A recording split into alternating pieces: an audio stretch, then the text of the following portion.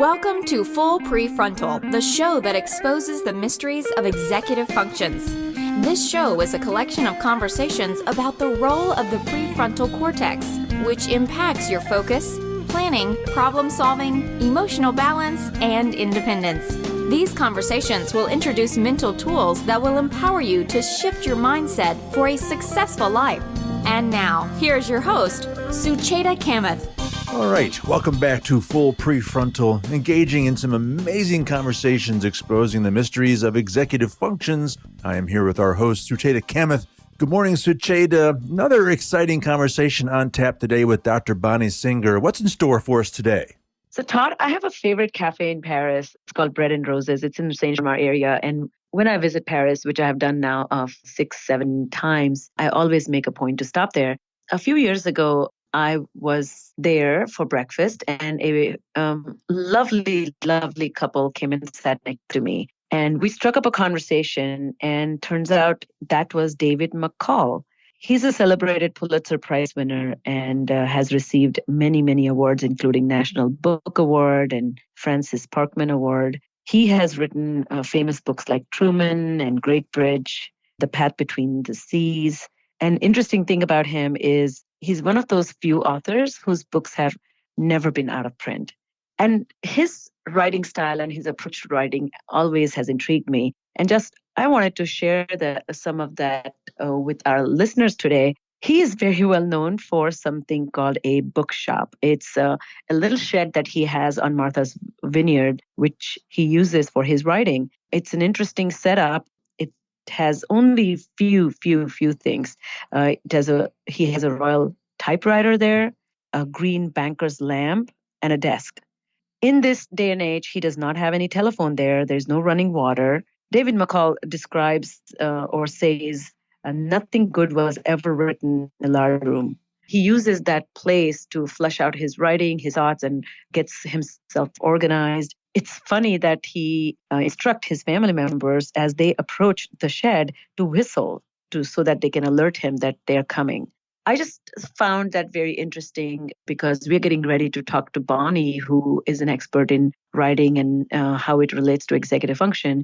And here's a famous writer who talks about his own writing process. And he has kind of come to understand how complex the process is and what works for him. He has tweaked it, he's shaped it. He also gives an interesting kind of story about his process of writing about Theodore Roosevelt. And in his book, he was writing about his asthma. And he came to discover that there were a lot of missing pieces, and there was no clear indication how Theodore Roosevelt developed asthma. So David McCall talks about this being a puzzle that he tries to put together, and he looks at what diary entries were made. He talks to many physicians. He goes back and investigates. So executive functions are those skills that go into kind of putting that puzzle together where you have scattered information, you have to pull it out, pull in together, you have to organize it, you have to sequence it, and then you have to create a narrative that explains the cause and effect relationship, or it explains your understanding, and that understanding needs to be explained in a way that it becomes very simple, clear, and crisp for the reader. So I'm very excited that we are getting into this conversation about writing and executive functions and language and its relationship to creating a output that conveys what your own thoughts are. Well, Sucheta, that's fascinating. I'm jealous that you had a lovely Parisian breakfast with David. I, too, have had the pleasure of meeting him many years ago. I've read a bunch of his books. My favorite story about him, you mentioned his typewriter, the old-fashioned typewriter. Someone went to him once and said, boy, you could write so much faster if you used a modern computer. And he said, no. In fact, I don't want to write faster. I would still like to write more slowly. So it's a fascinating character. I've always been an admirer of David McCullough. All right. Well, this promises to be yet another great conversation with Dr. Bonnie Singer. I'm very much looking forward to it. Let's get to it. Here is Sucheta's second conversation with Dr. Bonnie Singer. Today, a fellow speech-language pathologist and an expert in language, literacy, and learning, Dr. Bonnie Singer will be joining us. She is the founder and CEO of the Architects for Learning, where she trains educators and consults with schools worldwide. Dr. Singer received her bachelor's and master's and doctoral degree in communication sciences and disorders from Emerson College, where she has also worked as instructor and clinical supervisor. In addition, she currently holds an adjunct teaching position in graduate and professional studies at Endicott College. For her entire career, Dr. Singer has been interested in the ways in which language and cognition interrelate to support and constrain language, learning, reading, and writing. With her partner, Dr. Anthony Bashir, she developed Empower, a method for teaching expository writing and brain frames, graphic scaffolding for language, literacy, teaching, and learning. Dr. Singer has authored numerous publications on methods for assessing and teaching writing, reading, listening, speaking, executive functions, self-regulation, higher thinking, and critical literacy. Dr. Singer is committed to the vision that students know how to tackle what comes their way in school and live to the best of their abilities. I can't wait to talk to Bonnie Singer. Welcome to the show, Bonnie. Once again, it's a great pleasure to have you for the second time. This time, I'm really hoping that we will be able to address some strategies and your expert experience in this field. So, Bonnie, as you know, in general, the academic success depends on good, strong listening, speaking skills, reading and writing skills. But above all, they really depend on the executive functions that are the backdrop to collaborate and orchestrate all those skills that showcase academic capacity. But what never really happens is getting specific instructions to learn these skills. So do you have any thoughts about that? Why is the educational system not in a place where it offers learning to learn training? Well, I can't really speak for the entire educational system, but I would say that these are just skills that in your typical person develop without having to be taught. Our neurology is developing. We're getting more myelin on our axons in our brain all the way through school. And so to some degree, just by virtue of being alive and a developing organism, our executive function capacity is continuing to develop all the way through elementary school, middle school, high school, college, and into our mid-20s. I think that our executive function skills are shaped by our experiences for certain. And so if you have people in your life who are engaging with you around the use of strategies and talking with you about how to approach tasks in efficient ways and how to develop systems for yourself to manage the complexities of life that get thrown at you, that helps you manage the complexities of life and have some fallback strategies. So schools for a really long time have been arming kids with planners and telling them to write down their homework and engage in those kinds of like project management skills that are necessary for later life and success vocationally. But the specifics, the nitty-gritty of ins and outs, I think, of the way you're thinking about training executive function skills, It's just not the background of your average teacher. It's not their training. Exactly. But what you and I know, or rather what we are seeing as years progress, that students are struggling for a variety of reasons, ultimately that impacts their capacity to take charge of their own education. And what's holding them back is executive function related self-management skills. And how can we create a culture in schools that understands the interplay between developing brain, executive functions, and need for supported learning, in your opinion? I think what drives most teachers is looking at the performance of their students. That's predominantly where they get concerned, or they are like, he's fine. He's doing exactly what he needs to do. So the door opens for those kinds of conversations with educators around students who need some kind of additional instruction or some kind of additional support in order to be able to meet the expectations of a classroom.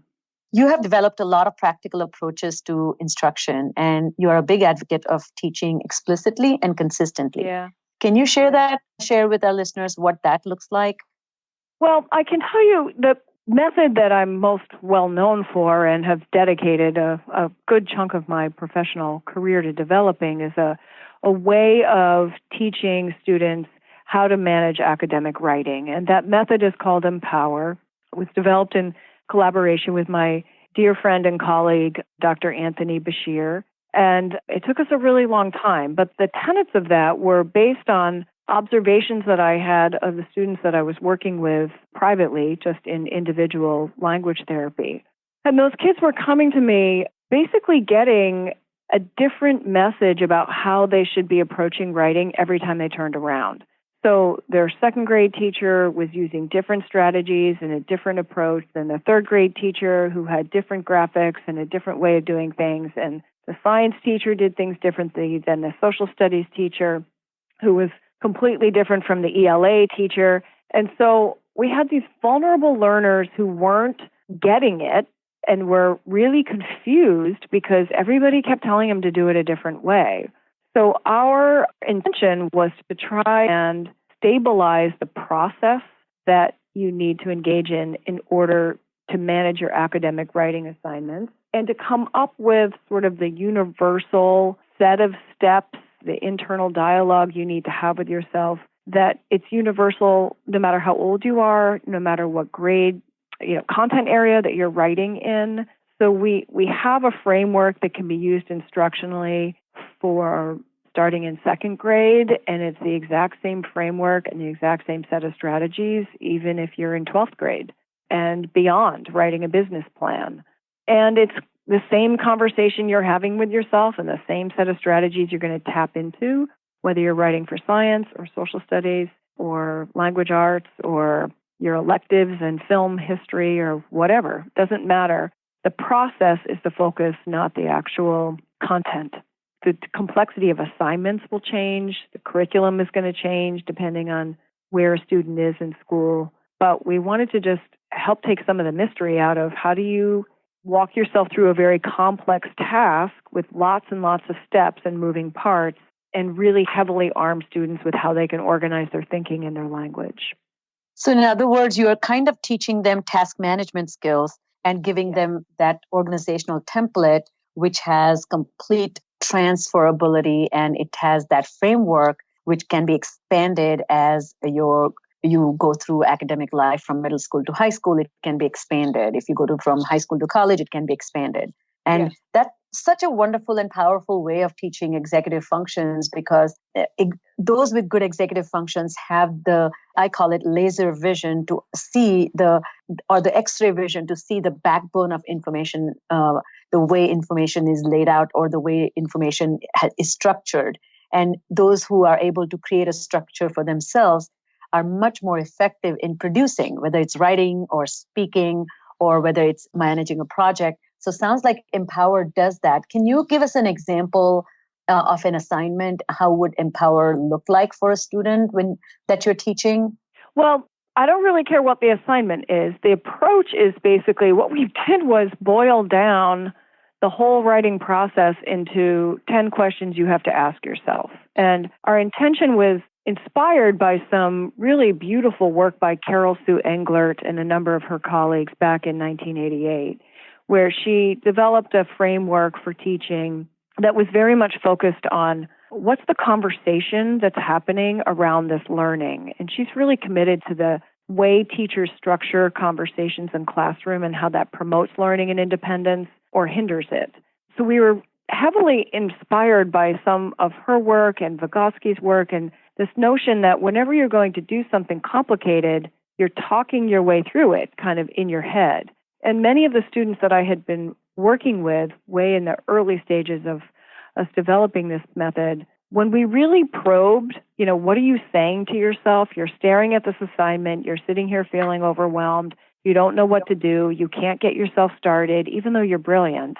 When we really peeked behind the curtain and found out what it was that they were saying to themselves, it was really awful. They were saying really horrible things like, I can't do this, I hate this, I'm stupid, I got to get out of here. And that's when you see kids in class going, can I go to the nurse? Can I get some water? Can I go to the bathroom?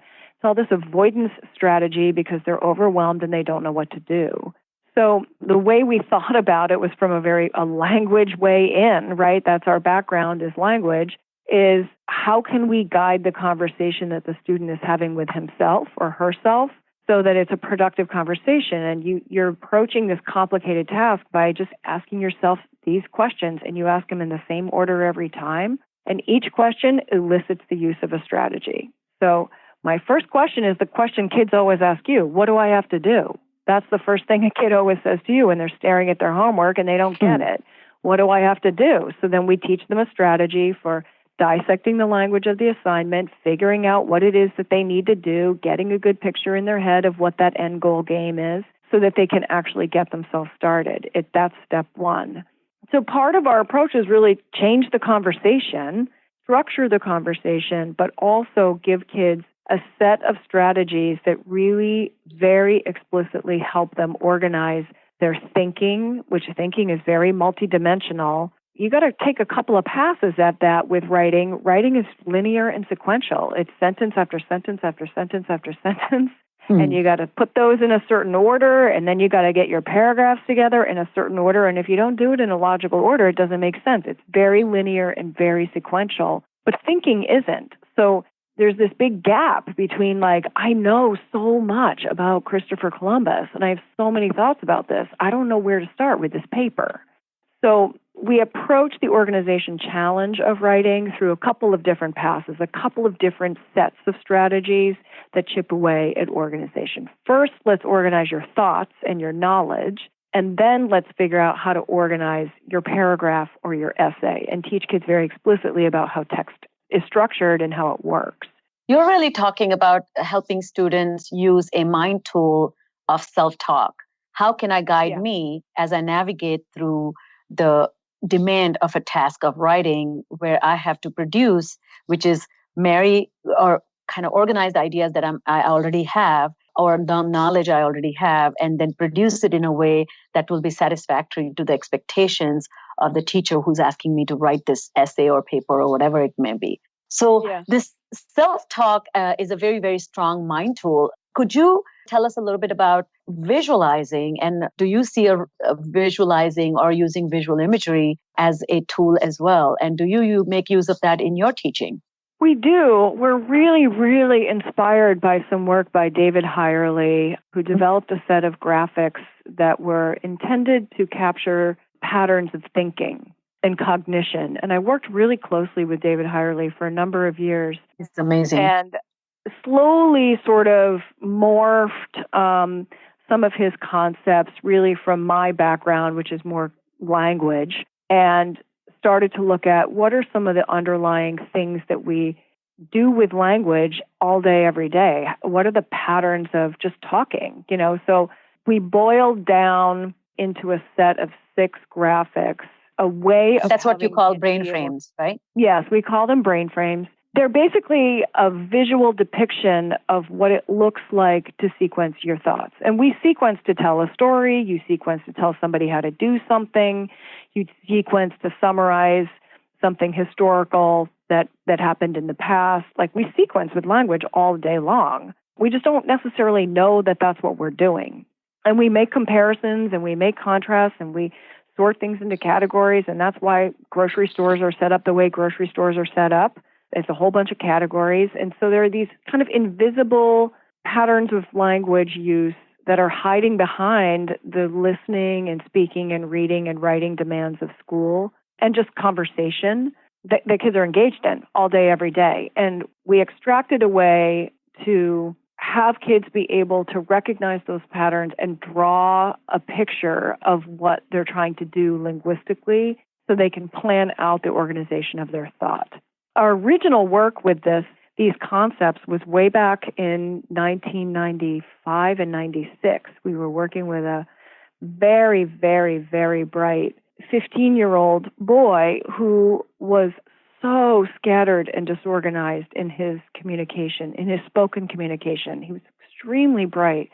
It was so hard to understand him because he would start a thought, then change a thought, get halfway through a thought, he never finished a thought. It was just this really disjointed, very disorganized way of expressing himself. And so we started working with him. Tony and I did this therapy collaboratively and really concocted how do we help him be more organized in his speaking because nobody can understand him. And we started to play with some of these strategies and helping him to just draw the patterns of you're looking at, the causes and the effects of the progressive era in your AP history class. How are you going to plan out how you're going to explain that? And we had such profound results out of this way of working with the student that we presented him as a case study at a national conference, the American Speech-Language Hearing Association conference in 1996. 96 or 97, way back. I think it was 97.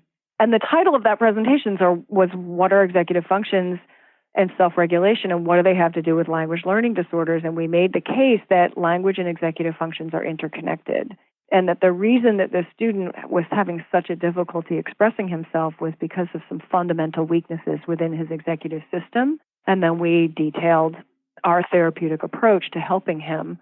By the way, he's now a litigator for the Justice Department, so it worked. No way. And, oh, beautiful. He worked for Barack Obama. I don't think he still has a job right now, but he was ultimately became a very successful trial lawyer. And at the time, no one would have guessed that was the path he was going down as a career. But eventually, the presentation, we were asked to write it up, and we published a paper with that same title, What are Executive Functions and Self-Regulation, and what do they have to do with language learning disorders in 1999. And since then, we've been playing with these concepts of using some visual representations of the pattern of language to help kids organize their language, both when they're talking and when they're writing. So what you do with talking and writing, as you mentioned, using the visual, that mind tool of visualizing, conceptualizing, using visual modality, I do that in my work with the concept of future self, giving students a videographic tool to see themselves and talk to themselves from their future self. And I find that incredibly effective because the students who have no perception of passage of time and they don't have this notion of self-changing over time with effort and particularly a self-enjoying benefits that you have afforded to that future self because of the work you have done, those are the ones who are not connected or motivated or engaged in the work that needs to happen. And it's a very interesting way of particularly making a change in their planning, organization, and goal management, but towards a longer future, which is not a paper in 3 weeks, but really a 6 months later or a year later, how would you look like? If you remember the book Secret that talked about this, creating these thought boards that you can stick up your ceiling when you lay down, you see yourself in 10 years, that kind of idea, you know? Yeah. So Bonnie, tell me, as we get ready to conclude this conversation, what would you like to see in the world where you do this beautiful work that will make you believe that, or may make you feel that you really made a difference? Oh, I see it every day, and the kids that we're working with, they blow my mind, and they make it worth getting out of bed every day. I mean, they're small changes. Recently I got an email from somebody out of the blue that I worked with 20 years ago, who I diagnosed him with dyslexia when he was 6 years old and worked with him for a long time when he was little. He had a reading tutor, and then I helped him with his writing. And something happened. I think I moved, somehow disconnected with this student, but he looked me up over 20 years later and sent me this most beautiful email. There's a blog post on my website with a portion of it where he just wrote to say thank you. He's now a merchant marine. He makes 6 figures a year. He's wildly successful and respected by his shipmates, and we were reflecting on how hard he had worked as a student. He had some real learning challenges. He had ADHD and he had dyslexia, and just what that was for him, what kinds of sacrifices he had to make as a young student, sometimes for, to go to reading tutorials or extra special ed help or extra speech and language services in the summer, what kinds of things he had to give up. And the thing that he said that it made me sob was, I want you to know it was all worth it. And it changed his life, and he's an awesome adult. He's awesome.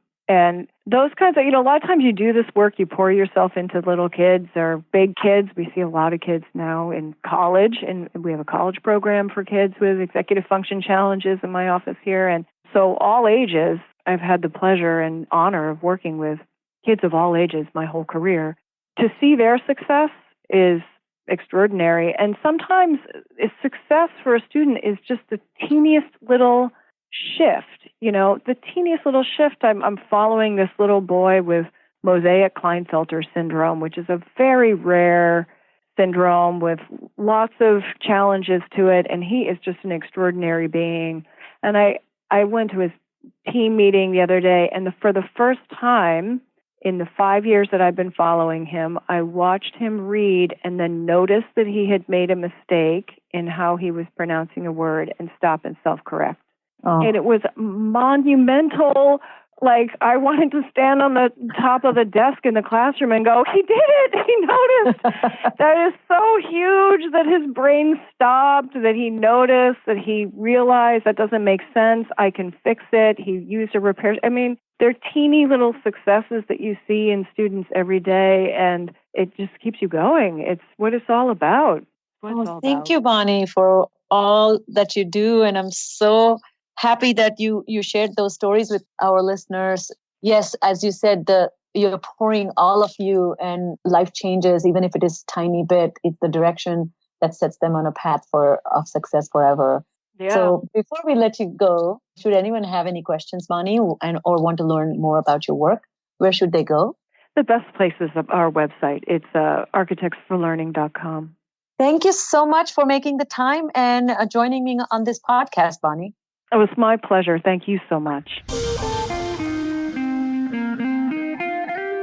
Wow, another great conversation with Dr. Bonnie Singer. Sujata, what a great chat that was. It truly was. I think the reason I'm going to take a minute to give an overview of the whole process of writing, because it's such an important academic skill.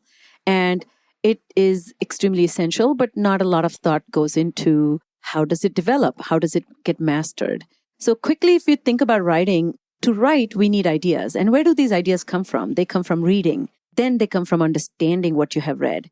The most important executive functions that go into writing is one needs to use an internal personal filter to decide the relevance and importance of that idea that you want to talk about. So once you settle down on the right ideas that you want to convey, then you need a little map, a map of writing. And you need details to support those ideas. So those details, again, come back from the text or the reading or understanding that you have done. Without details, you can't really expand on what your understanding is. And that's what we do in writing. And finally, you need a method to elaborate that using the structure that exists. We call it beginning paragraph. We call it body. We call it conclusion paragraph. We call it a punchline, or the statement that we make in the thesis that we support through our writing, and then we do a conclusion of it. These orchestration of idea expression is what collectively we call writing. And Bonnie did such a good job of helping our listeners understand that. And thank you for giving us an overview of that. So thinking on that, so walk us through how reading, writing, and planning are connected to each other. They certainly are very much internally connected. And that's her first takeaway, that language and executive functions are interlinked, and reading and writing is what makes language, and planning and organizing is what executive functions are. There are enough smart students that can't express themselves because of the problems with executive functions. And the outline that I discussed earlier, what writing constitutes, the executive dysfunction makes it harder for these students to express their understanding in a sequential, organized manner. And that's where language meets a plan, and then plan is executed into writing. So why should educators teach reading and writing explicitly? Well, that was the biggest point that Bonnie emphasized, and that's a second takeaway from my own experience of being in this field of training students to develop these complex abilities related to writing. The point that I see, and Bonnie also shares with me, that teachers have no specific background in teaching executive functions. They are left to evaluate performance. And when you evaluate performance, then you are deducing what made a performance a stellar performance and what made a performance a poor performance. Educational system has nothing formal in place to teach skills that are related to learning to write. So every teacher sees it differently, and every teacher works differently with the struggling student. So the struggling student who has fundamental difficulty in kind of seeing the skeleton of written language then is very much dependent on teacher's instructions. And the teacher instructs those parts of writing that pertains to his or her content knowledge. So history teacher may be focused on teaching analytical writing. Science teacher is working on analysis synthesis writing. And the student's job is to kind of integrate the two. And that may not happen successfully all the time. Understood. Okay. So Bonnie discussed how self-talk is used as a mind tool. So what are your thoughts on that?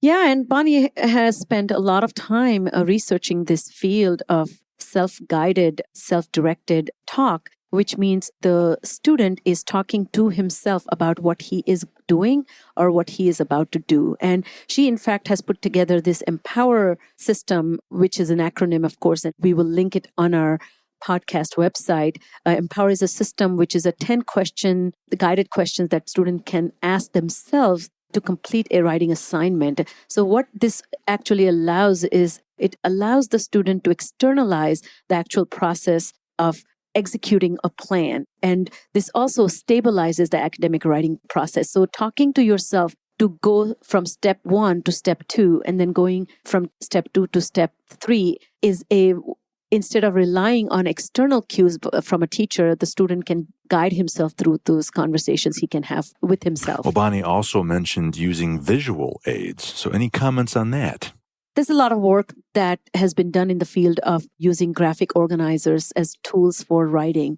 I began by describing the writing process, and I said that writing is elaborating on the ideas we have.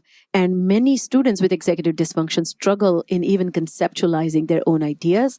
And so the brain frames that Bonnie talks about, which is 6 graphics that she uses or that she has researched, can be a great starting point that students can use to map their own ideas before they get into elaborating and expanding on those ideas, and then coming down to the process of editing and evaluating the writing. So this visual depiction of the thought sequences can really help students who cannot do that in their working memory. What's the most important thing that parents and teachers need to remember about this, that language is very pattern-centric, and it has its own patterns that depicts beginning, middle, and end. And we in cognitive neuroscience call that schemas, and those schemas can be expanded and collapsed into compact things. And when a good teacher or tutor or trainer focuses on teaching those templates, it can really improve or enhance listening skills, speaking skills, and eventually writing and then conveying ideas in many forms of writing.